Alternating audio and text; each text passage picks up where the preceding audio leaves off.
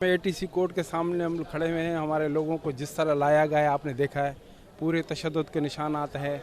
हमारे 32 लोगों को 2 दिन तक मुसलसल टार्चर सेलों में रखा गया, तशद्दुद किया गया। सिर्फ इस उनका जुर्म ये था कि उनको सिंध के साथ इश्क था, सिंध की ज़मीनों के साथ इश्क है, उनके सिंध के लोगों के साथ इश्क है।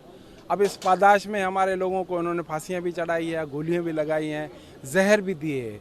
हम हक और सच की बात करते रहेंगे। हम इस बल्क रियाद और बहरिया टाउन के ख़िलाफ़ जद्दोजहद जारी रखेंगे, चाहे कितने भी हमारे पास केसेस हो, चाहे हमारे पास कितने भी टार्चर हो।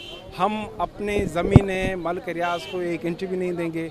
और ये पीपल्स पार्टी जो उसकी वंगार है चल रही है, तो हम उसको भी ये बताना चाहते हैं कि हमें आप किसी तरह भी खौफज़दा नहीं कर सकते। हम अपने कारकुनों की मालकी भी करेंगे, वारसी भी करेंगे। हम अपने मलीर के लोगों की, हम अपने गदाब के लोगों की, हम पूरे सिंध के लोगों की मालकी वारसी करेंगे। उसमें चाहे कितना भी तशद्दुद करें, इसमें चाहे आप कितनी भी सजाएं दें, हम